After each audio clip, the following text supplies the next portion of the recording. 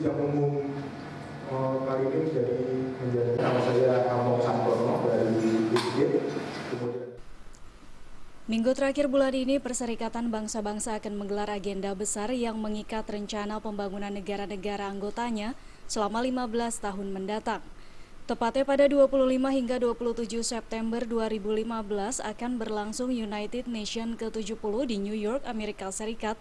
Dalam pertemuan tersebut agenda utama adalah mengesahkan agenda Millennium Development Goals MDGs yang berakhir 2015 ini, yang dimana beberapa agenda besar seperti kemiskinan, kesetaraan gender, kerusakan hutan, serta dampak perubahan iklim turut dibahas dalam pertemuan tersebut. Dalam keterangan persnya, Direktur Eksekutif Wahana Lingkungan Hidup Indonesia WALHI, Abednego Tarigan menyayangkan ketidakhadiran Presiden Joko Widodo dalam acara United Nations Summit ke-70 di New York pada 25 hingga 27 September mendatang. Absennya Jokowi dalam acara tersebut memunculkan tanda tanya besar terkait keseriusan pemerintah dalam melakukan pembangunan berkelanjutan. Abednego menambahkan persoalan lingkungan hidup seperti bencana asap tebal yang setiap tahun terjadi di Sumatera dan Kalimantan seharusnya bisa dimanfaatkan pemerintah Indonesia untuk memperkuat pemerintahan Jokowi dalam mengatasi persoalan lingkungan.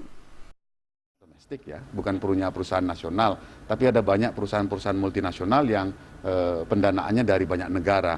Tentu melalui forum global, melalui pertemuan di New York nanti juga membuka ruang yang lebih luas bagaimana ajakan dan kerjasama yang lebih luas lintas negara gitu di dalam menangani persoalan ini, karena tidak fair juga bahwa kita diserahkan menangani persoalannya sendiri, tetapi ketika investasi itu menghasilkan keuntungan yang besar justru lari ke negara-negara asal investasi gitu. Jadi ruang-ruang ini tentu terbuka sebenarnya dengan kehadiran Presiden di New York nanti, dan kita tahu salah satu isu yang dibicarakan juga terkait dengan isu perubahan iklim dan kemudian juga bagaimana perlindungan ekosistem kita. Dari Jakarta, Ketut Sumadiase melaporkan.